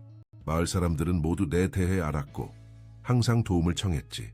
하지만 나는 모든 사람을 도울 수는 없었어. 그래서 떠났지. 미래는 남편의 손을 잡았다. 이제 다시 돌아가는군요. 준호는 쓴웃음을 지었다. 그래, 운명이란 참 아이러니해. 내가 피하려고 했던 곳으로 다시 돌아가게 되다니. 차는 계속해서 산길을 올라갔다. 도로는 점점 좁아지고 구불구불해졌다. 마침내 그들은 작은 표지판을 지났다. 청송마을 2km 거의 다 왔어요. 준호가 말했다. 이제 곧 마을이 보일 거예요. 그때 갑자기 차가 흔들렸다. 운전기사 최경수가 핸들을 꽉 잡았다. 죄송합니다. 도로가 좀 울퉁불퉁하네요. 하지만 곧 다시 차가 심하게 흔들렸고 이번에는 이상한 소리가 들렸다. 이상하네요. 경수가 말했다. 타이어에 문제가 있는 것 같습니다. 그는 차를 천천히 길가에 세웠다. 잠시만 기다려주세요. 확인해 보겠습니다. 경수는 차에서 내려 타이어를 확인하기 시작했다. 준호도 함께 내려 상황을 살폈다. 이상하네요. 경수가 말했다. 뒷바퀴가 펑크 났습니다. 그런데 이건 단순한 펑크가 아닌 것 같아요. 마치 누군가 의도적으로 그의 말이 차에 끝나기도 전에 갑자기 숲에서 두 명의 남자가 나타났다. 그들은 모두 검은 옷을 입고 있었고 얼굴은 마스크로 가려져 있었다. 김준호 씨, 협조해 주시기 바랍니다. 그중 한 명이 말했다. 우리는 당신과 당신의 딸을 데려가야 합니다. 준호는 즉시 차 쪽으로 돌아섰다. 경수 씨, 차 타세요. 빨리 떠나야 합니다. 하지만 경수는 움직이지 않았다. 그는 오히려 두 남자 쪽으로 걸어갔다. 시간이 꽤 걸렸군요. 그가 말했다. 준호는 충격을 받았다. 경수 씨. 경수는 미소를 지었다. 죄송합니다, 김 씨. 하지만 저는 서 대표님의 지시를 따라야 합니다. 준호는 배신감에 차 경수를 노려보았다. 당신이 서지연과 함께 일하고 있었군요. 경수는 어깨를 으쓱했다. 비즈니스일 뿐입니다. 아무것도 개인적인 것은 없어요. 준호는 재빨리 차로 달려가 문을 열었다. 미래야, 혜운아, 빨리 내려. 우리가 속았어. 미래는 공포에 질려 혜운을 꽉 안았다. 무슨 일이야? 설명할 시간이 없어. 빨리 숲으로 도망쳐야 해. 준호가 급하게 말했다. 그들은 서둘러 차에서 내렸다. 두 남자와 경수는 이미 그들을 향해 다가오고 있었다. 도망치지 마세요, 김씨. 경수가 말했다. 우리는 당신들을 해치려는 것이 아닙니다. 서 대표님은 단지 혜운 양의 능력을 연구하고 싶을 뿐입니다. 준호는 미래와 혜운을 자신의 뒤로 숨겼다. 내 딸은 실험 대상이 아닙니다. 떠나게 해주세요. 경수는 고개를 저었다. 그럴 수 없습니다. 서 대표님의 명령입니다. 두 남자가 점점 가까이 다가왔다. 준호는 주변을 살폈다. 그들은 외딴 산길에 있었고 도움을 청할 곳은 없었다. 그는 결단을 내렸다. 미래야 혜운이를 데리고 저 숲으로 도망쳐 그가 속삭였다. 청송마을은 이제 가깝다. 그곳에 도착하면 김노인을 찾아. 그는 내 어린 시절 친구의 할아버지야. 그가 너희를 도와줄 거야. 미래는 두려움에 차 남편을 바라보았다. 당신은요? 준호는 미소를 지었다. 내가 시간을 벌 테니 너희는 도망쳐. 걱정 마. 나중에 너희를 찾아갈게. 미래는 눈물을 글썽이며 고개를 끄덕였다. 그녀는 혜운의 손을 꽉 잡고 준비했다.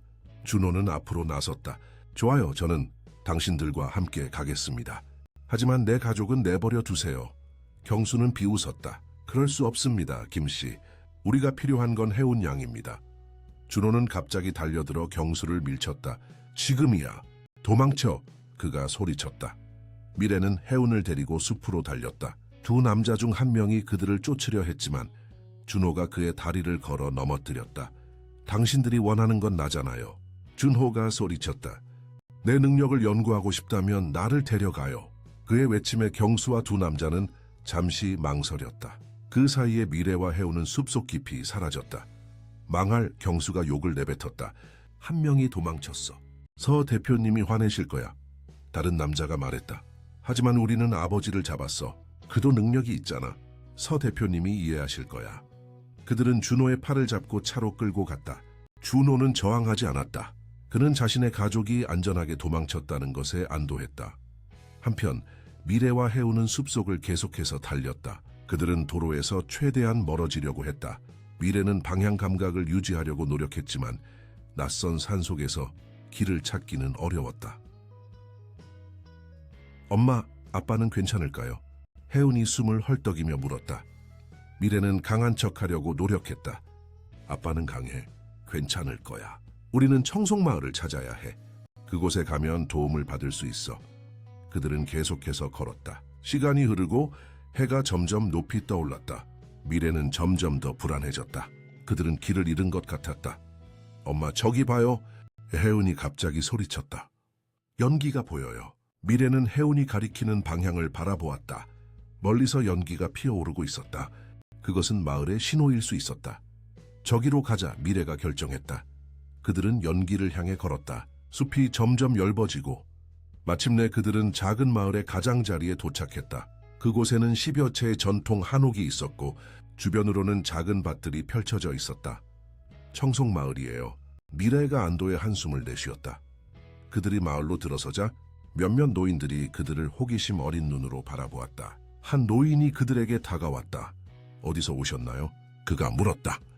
관광객 같진 않은데. 미래는 주저하다가 말했다. 저희는 김준호의 가족입니다. 김노인을 찾고 있어요. 노인의 눈이 커졌다. 준호? 준호가 돌아왔나요? 미래는 상황을 간략히 설명했다. 그들이 위험에 처해 있다는 것, 준호가 그들에게 김노인을 찾으라고 했다는 것, 그리고 준호 자신은 위험에 처해 있다는 것까지. 노인은 깊이 생각하더니 말했다.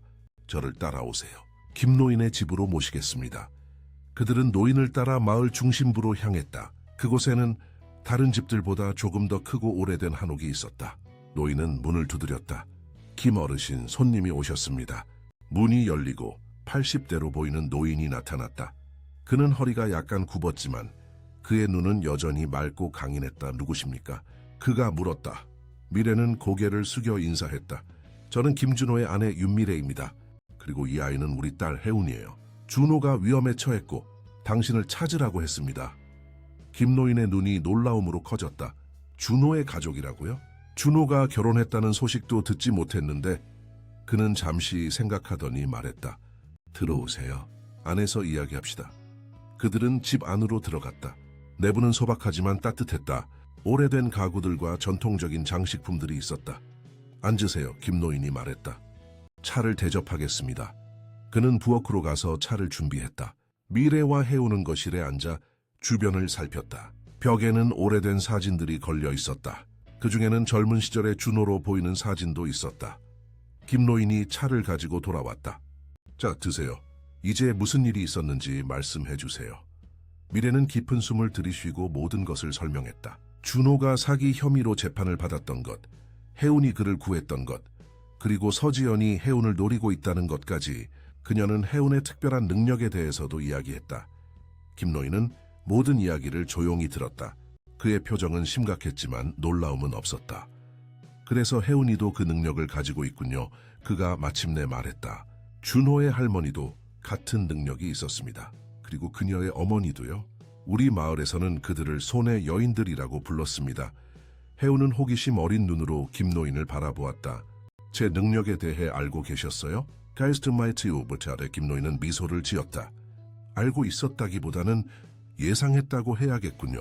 준호가 그 능력을 가지고 있었으니 그의 자녀도 가질 가능성이 높았으니까요. 미래는 걱정스러운 표정으로 물었다. 이제 어떻게 해야 할까요? 준호가 위험에 처해 있고 그들이 혜운을 찾고 있어요. 김노인은 생각에 잠겼다. 당신들은 여기 머물러야 합니다. 이 마을은 외부인들이 쉽게 찾을 수 없는 곳입니다. 그리고 준회관에서는 제가 도울 방법을 찾아보겠습니다. 그는 혜운을 바라보았다. 혜운아, 네 능력은 매우 특별해. 하지만 그것은 또한 책임이 따르지. 내 능력을 사용하는 법을 배워야 해.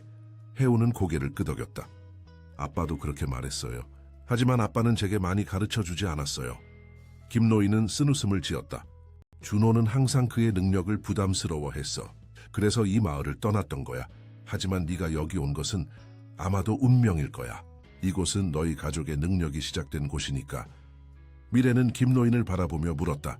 저희 가족의 능력이 어디서 왔는지 아세요? 게스 김노인은 고개를 끄덕였다. 포기 세안투사우스토무스마카스 오래된 이야기가 있습니다. 약 200년 전 이 마을에 큰 전염병이 돌았습니다. 많은 사람들이 목숨을 잃었죠. 그때 한 여성이 있었는데 그녀는 병든 사람들을 돌보며 자신의 생명을 위험에 빠뜨렸습니다. 어느 날 밤 그녀는 숲속에서 빛나는 존재를 만났다고 합니다. 그 존재는 그녀의 희생적인 마음에 감동해 특별한 선물을 주었다고 해요. 그것이 바로 치유의 능력이었습니다. 혜우는 눈을 크게 뜨고 이야기를 들었다. 그 여자분이 저희의 조상인가요? 게스 김노인은 고개를 끄덕였다. 포기 세안투사우스토무스마카스 그렇습니다. 그녀의 이름은 김서연이었어요. 그리고 그녀의 딸, 손녀, 그리고 그 이후의 세대까지 이 능력은 이어져 왔습니다. 하지만 모든 세대에 나타나는 것은 아니었어요. 때로는 몇 세대를 건너뛰기도 했죠. 그리고 그 능력의 강도도 각기 달랐습니다. 미래는 감탄했다. 놀라운 이야기네요. 김노인은 계속했다. 그런데 약 50년 전 도시에서 온 과학자들이 이 이야기를 듣고 마을을 찾아왔습니다. 그들은 김서연의 후손들을 연구하고 싶어 했죠. 당시 마을에는 준호의 할머니가 그 능력을 가지고 있었습니다. 그녀는 처음에는 협조했지만 곧 그들의 진짜 의도를 알게 되었습니다. 그들은 그 능력을 이용해 이익을 얻으려 했던 거죠. 그래서 준호의 할머니는 그들을 마을에서 쫓아냈습니다. 하지만 그들은 포기하지 않았어요. 그들은 회사를 설립했고 계속해서 특별한 능력을 가진 사람들을 찾아다녔습니다. 미래의 눈이 커졌다. 바이오텍 리서치. 김노인은 고개를 끄덕였다. 그럴 가능성이 높습니다. 그들은 50년 동안 다른 이름으로 존재해 왔을 수도 있습니다. 하지만 그들의 목적은 변하지 않았을 겁니다. 그들은 여전히 치유의 능력을 찾고 있었고 이제 혜운을 발견한 거죠. 미래는 두려움에 차 해운을 바라보았다. 그들이 해운을 데려가려 한다면 우리는 어떻게 해야 하죠? 믹 김노인은 결연한 표정으로 말했다. 걱정 마세요. 이 마을 사람들은 모두 준호의 가족을 존경합니다. 우리는 해운을 보호할 것입니다. 그리고 준호를 구하기 위한 방법도 찾아볼 것입니다. 그는 해운을 바라보며 미소 지었다. 해운아, 이제부터 내 능력을 제대로 사용하는 법을 가르쳐 줄게. 내 능력을 통제하고 더 강화시키는 방법을 말이야. 네가 그것을 배우면 아빠를 구할 수 있을 거야. 해운의 눈이 희망으로 빛났다. 정말요? 제가 아빠를 구할 수 있을까요? 게스 김노인은 고개를 끄덕였다. 물론이지. 하지만 먼저 네 능력의 진정한 본질을 이해해야 해. 그것은 단순한 치유의 능력이 아니야. 그것은 진실을 보는 눈이기도 하지. 미래와 해오는 김노인의 말에 귀를 기울였다. 밖에서는 해가 서서히 지고 있었고 마을은 저녁의 고요함에 휩싸이기 시작했다. 그들은 이제 안전한 곳에 있었지만 준호는 여전히 위험에 처해 있었다. 그리고 서울에서는 서지연이 그녀의 사무실에서 전화를 받고 있었다. 그래, 아버지를 잡았다고? 하지만 딸은 놓쳤다고? 그녀의 목소리는 차가웠다. 실망스럽군. 하지만 일단 김준호를 데려와. 그도 능력이 있으니 연구를 시작할 수 있을 거야. 그리고 그를 통해 딸을 찾을 수 있을지도 모르지. 그녀는 전화를 끊고 창밖을 바라보았다. 그녀의 계획은 완벽하지 않았지만 그녀는 포기하지 않을 것이다. 그녀는 치유의 능력을 손에 넣을 것이고 그것을 통해 자신의 야망을 이룰 것이다. 곧 만나게 될 거야, 김하운. 그녀가 중얼거렸다. 내 능력은 결국 내 것이 될 테니까. 일주일이 지났다. 청송마을에서 해오는 김노인의 지도 아래 자신의 능력을 통제하는 법을 배우고 있었다. 매일 아침 그들은 마을 뒤편 작은 폭포 앞에 앉아 명상을 했다. 김노인은 해운에게 내면의 빛을 찾는 법, 그 에너지를 모으는 법, 그리고 그것을 필요한 곳에 집중하는 법을 가르쳤다. 내 능력의 핵심은 사랑이야, 김노인이 설명했다. 네가 누군가를 진심으로 도우려는 마음이 있을 때 그 능력은 가장 강해진단다. 해운은 열심히 배웠다. 그녀는 처음에는 작은 것들부터 시작했다. 상처 입은 새를 치유하고 시들어가는 꽃에 다시 생명을 불어넣는 것 같은 일들이었다. 하지만 날이 갈수록 그녀의 능력은 강해졌다. 미래는 딸의 훈련을 지켜보며 자랑스러움과 동시에 두려움을 느꼈다. 해운의 능력이 강해질수록 서지연과 같은 사람들이 그녀를 더욱 갈망할 것이라는 것을 알았기 때문이다. 그리고 무엇보다 그녀는 남편 준호가 걱정되었다. 그는 지금 어디에 있을까? 그는 안전할까? 그런 생각들이 그녀를 밤마다 괴롭혔다. 오늘은 특별한 훈련을 할 거야. 김노인이 해운에게 말했다. 이제 내 능력이 충분히 강해졌으니 먼 곳에 있는 사람들의 에너지를 감지하는 법을 배울 시간이다. 해운의 눈이 커졌다. 그게 가능해요? 게스 김노인은 고개를 끄덕였다. 내 할머니도 할 수 있었단다. 그것은 매우 고급 기술이지만 네가 아버지와 특별한 유대감을 가지고 있다면 가능할 거야. 해운은 결연한 표정으로 고개를 끄덕였다. 저는 아빠를 찾고 싶어요. 아빠가 위험에 처해 있다는 걸 알아요. 그들은 평소보다 더 깊은 명상에 들어갔다. 해운은 눈을 감고 자신의 내면 깊숙한 곳에서 빛을 찾았다. 그녀는 그 빛이 자신의 몸 전체로 퍼져나가는 것을 느꼈다. 그리고 그녀는 그 빛을 통해 아버지를 찾기 시작했다. 처음에는 아무것도 느껴지지 않았다. 하지만 그녀가 계속해서 집중하자 희미한 연결고리가 느껴지기 시작했다. 그것은 마치 얇은 실과 같았다. 해운은 그 실을 따라갔다. 갑자기 그녀는 어둡고 차가운 방을 보았다. 그리고 그곳에 아버지가 있었다. 그는 의자에 묶여 있었고 그의 얼굴은 지쳐 보였다. 하지만 그는 살아있었다. 아빠, 해운이 소리쳤다. 준호는 놀라서 주변을 둘러보았다. 해운아, 네가 어떻게? 아빠, 제가 당신을 찾았어요. 괜찮으세요? 준호는 믿을 수 없다는 듯이 중얼거렸다. 해운아, 네가 정말로 나에게 말을 걸고 있는 거니? 아니면 내가 환각을 보는 건가? 아빠, 저예요. 김노인 할아버지가 저에게 먼 곳에 있는 사람들과 연결하는 법을 가르쳐 주셨어요. 아빠는 어디에 있어요? 준호는 자신이 미쳐가고 있는 것이 아닌지 의심했지만 그래도 대답했다. 나는 서울의 어떤 건물 지하에 있는 것 같아. 바이오텍 리서치라는 회사의 실험실이야. 그들은 나에게 실험을 하고 있어. 하지만 아직까지 내 능력을 이해하지 못하고 있어. 해우는 화가 났다. 그들이 아빠를 다치게 했어요. 준호는 억지로 미소를 지었다. 예성사태시 가운데다서네. 걱정하지 마, 해우나. 아빠는 괜찮아. 하지만 너와 엄마는 안전해? 너희들은 청송마을에 도착했니? 해우는 고개를 끄덕였다. 네, 아빠. 우리는 안전해요. 마을 사람들이 우리를 보호해주고 있어요. 그리고 김노인 할아버지가 저에게 능력을 통제하는 법을 가르쳐주고 계세요. 준호의 눈에 안도의 빛이 스쳤다. 다행이구나. 해우나 잘 들어. 서지연은 위험한 사람이야. 그녀는 우리 가족의 능력을 50년 넘게 쫓아온 사람들의 후손이야. 그녀는 그 능력을 이용해 돈을 벌고 싶어 하고 있어. 해우는 결의에 찬 표정으로 말했다. 걱정하지 마세요, 아빠. 제가 아빠를 구하러 갈게요. 준호는 놀라서 소리쳤다. 안 돼, 너무 위험해, 해우나. 너는 그냥 마을에 있어야 해. 하지만 그들의 대화는 갑자기 끊어졌다. 해우는 눈을 떴고 다시 폭포 앞에 앉아있는 자신을 발견했다. 김노인이 걱정스러운 표정으로 그녀를 바라보고 있었다. 해우나, 괜찮니? 네가 갑자기 아버지의 이름을 부르기 시작했어. 해우는 고개를 끄덕였다. 아빠를 찾았어요. 아빠는 서울의 바이오텍 리서치 회사 지하에 갇혀 있어요. 그들이 아빠에게 실험을 하고 있어요. 김노인의 표정이 어두워졌다. 바이오텍 리서치? 예상대로군. 그들은 결코 포기하지 않았어. 해우는 결연한 표정으로 일어섰다. 할아버지, 저는 아빠를 구하러 가야 해요.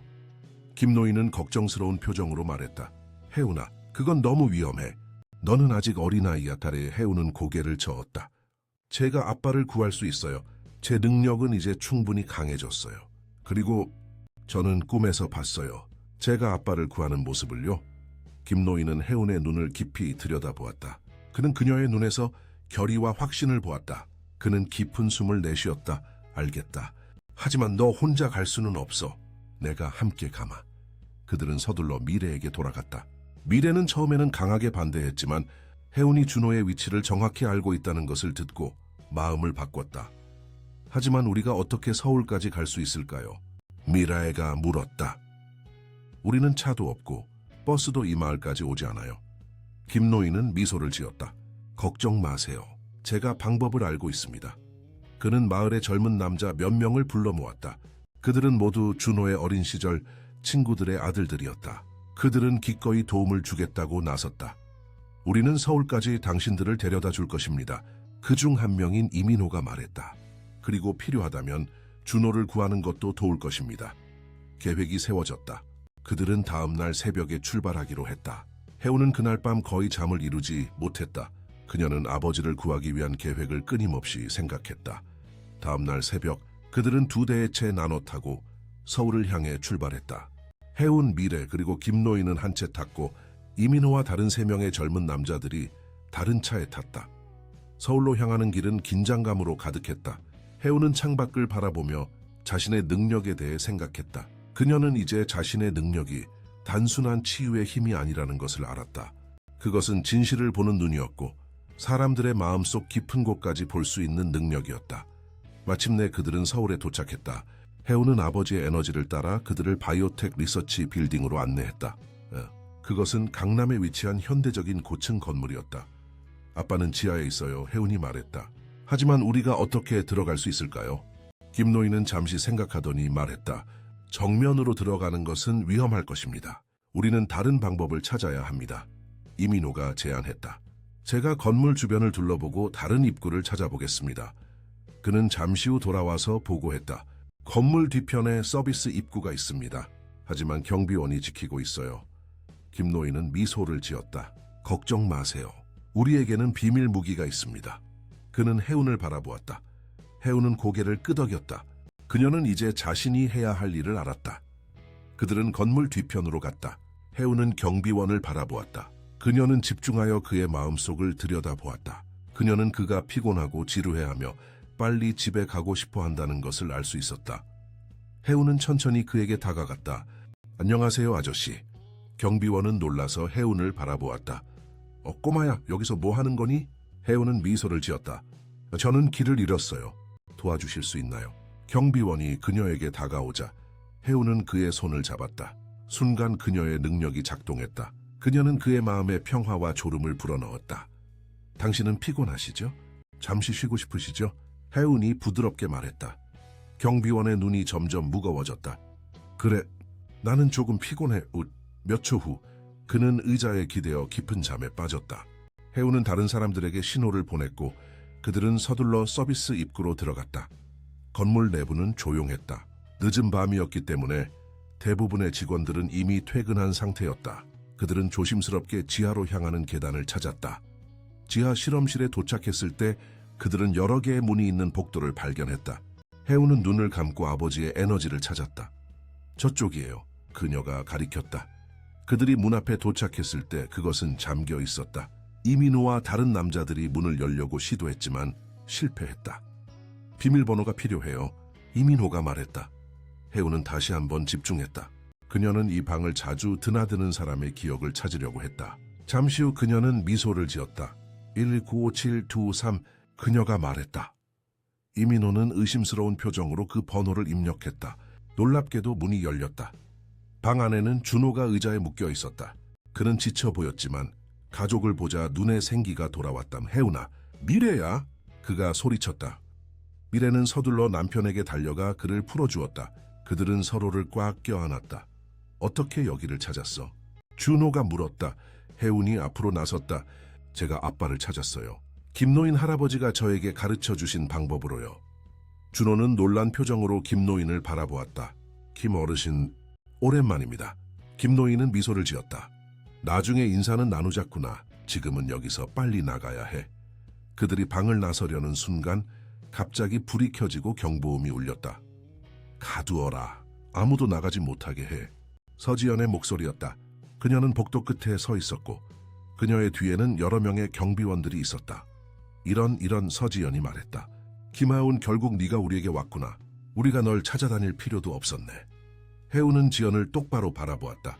그녀는 이 여자의 마음속에 있는 어둠을 볼 수 있었다. 욕망, 탐욕, 그리고 권력에 대한 갈망. 하지만 그 아래에는 무언가 더 깊은 것이 있었다. 상처, 두려움, 그리고 질투? 당신은 우리 가족을 왜 이렇게 쫓고 있나요? 혜운이 물었다. 서지연은 비웃었다. 왜냐고? 너희 가족이 가진 것 때문이지. 치유의 능력은 가치를 매길 수 없을 정도로 귀중해. 그것을 상업화한다면 우리는 세계를 지배할 수 있어. 혜운은 고개를 저었다. 당신은 이해하지 못해요. 이 능력은 판매하거나 이용할 수 있는 것이 아니에요. 이것은 선물이고 책임이에요. 서지연은 웃음을 터뜨렸다. 어린아이의 순진한 생각이군. 이 세상에서는 모든 것이 팔릴 수 있어. 혜운아, 심지어 기적도. 그녀는 경비원들에게 신호를 보냈다. 그들을 잡아. 경비원들이 다가오기 시작했다. 이민호와 다른 남자들이 그들을 막으려 했지만 힘의 차이가 컸다. 혜운은 앞으로 나섰다. 멈추세요. 놀랍게도 모든 사람들이 움직임을 멈췄다. 혜운의 목소리에는 이전에 없던 권위가 담겨 있었다. 저는 당신의 마음을 볼 수 있어요, 서지연 씨. 혜운이 말했다. 당신은 정말로 치유 능력을 원하는 게 아니에요. 당신이 진정으로 원하는 것은 인정받는 것이죠. 당신의 남편에게, 세상에게, 그리고 무엇보다 당신 자신에게. 서지연의 얼굴이 창백해졌다. 그런 말도 안 되는. 혜운은 계속해서 말했다. 당신의 남편은 당신을 결코 사랑하지 않았어요. 그는 당신의 돈과 연줄만을 원했죠. 그리고 당신도 그것을 알고 있었어요. 하지만 당신은 그를 사랑했고 그가 당신을 인정해 주기를 바랐어요. 서지연의 눈에 눈물이 고였다. 어떻게 네가 그걸 알지? 혜운은 부드럽게 미소 지었다. 제가 말했잖아요. 저는 사람들의 마음을 볼 수 있어요. 그리고 당신의 마음은 상처로 가득 차 있어요. 그녀는 천천히 서지연에게 다가갔다. 경비원들은 여전히 움직이지 않았다. 혜운이 서지연 앞에 서자 그녀는 손을 내밀었다. 제가 도와드릴게요. 혜운이 말했다. 서지연은 망설였다. 그녀의 눈에는 혼란과 두려움, 그리고 희망이 교차했다. 마침내 그녀는 떨리는 손으로 혜운의 손을 잡았다. 순간 밝은 빛이 그들을 감쌌다. 서지연은 갑자기 무릎을 꿇고 울기 시작했다. 그녀의 눈에서는 오랫동안 억눌려 있던 눈물이 쏟아졌다. 미안해. 정말 미안해. 그녀가 흐느꼈다. 혜운은 그녀의 어깨에 손을 얹었다. 괜찮아요. 이제 당신은 자유예요. 당신의 상처에서, 당신의 과거에서, 그리고 당신의 어둠에서. 서지연은 계속해서 울었다. 그녀의 울음은 마치 오랜 시간 동안 쌓여온 독을 몸 밖으로 내보내는 것 같았다. 경비원들은 혼란스러운 표정으로 서로를 바라보았다. 그들은 더 이상 무엇을 해야 할지 몰랐다. 가자, 준호가 말했다. 이제 여기서 나가자. 그들은 아무도 막지 않는 가운데 건물을 빠져나왔다. 밖으로 나오자 그들은 경찰차들이 건물 주변에 서 있는 것을 발견했다. 박정호 판사가 그들을 기다리고 있었다. 준호 씨, 무사해서 다행입니다. 그가 말했다. 제가 경찰에 신고했습니다. 바이오텍 리서치는 불법, 인체 실험과 납치 혐의로 조사를 받게 될 것입니다. 준호는 감사의 표정으로 박정호를 바라보았다. 감사합니다, 판사님. 그들은 모두 함께 경찰서로 갔다. 그곳에서 그들은 모든 것을 설명했다. 물론 해운의 특별한 능력에 대한 부분은 생략했다. 그것은 여전히 그들만의 비밀이었다. 서지연은 체포되었지만 해운의 요청으로 그녀는 가능한 한 관대한 처우를 받게 되었다. 해운은 서지연의 마음이 이미 변화했다는 것을 알고 있었다. 그녀는 더 이상 위험한 사람이 아니었다. 몇 주 후 김준호 가족은 청송마을로 돌아갔다. 그들은 거기서 새로운 삶을 시작하기로 했다. 준호는 더 이상 자신의 능력을 숨기지 않기로 했다. 그는 마을 사람들을 돕기 시작했고 점차 주변 마을에서도 그의 평판이 퍼져나갔다. 해운은 김노인에게서 계속해서 배웠다. 그녀의 능력은 날이 갈수록 강해졌고 그녀는 그것을 책임감 있게 사용하는 법을 배웠다. 박정호 판사는 서울로 돌아갔지만 자주 그들을 방문했다. 그는 김해운 치유재단을 설립했고 그 재단은 질병으로 고통받는 아이들을 돕는 일을 했다. 어느 날 해운은 폭포 앞에서 명상을 하고 있었다. 그녀는 눈을 감고 세상의 에너지를 느꼈다. 그녀는 이제 자신의 능력이 단순한 우연이 아니라는 것을 알았다. 그것은 사람들을 돕기 위한 선물이었다. 그녀는 눈을 떴고 미소를 지었다. 그녀의 앞에는 긴 여정이 기다리고 있었다. 하지만 그녀는 준비되어 있었다. 그녀는 진실의 힘을 가진 소녀였으니까. FM 더 히스토리아. 여러분, 김해운의 놀라운 이야기가 여러분을 감동시켰기를 바랍니다. 이 특별한 소녀의 여정은 우리에게 진실과 사랑의 힘이 어떤 어둠도 이길 수 있다는 것을 보여줍니다. 더 많은 감동적인 이야기를 원하신다면 왼쪽에 있는 특별 재생 목록을 클릭해보세요. 저희는 매일 여러분의 마음을 울릴 새로운 이야기를 준비하고 있습니다. 구독과 좋아요, 그리고 여러분의 생각을 댓글로 남겨주세요. 다음 이야기에서 여러분을 다시 만나기를 기대합니다.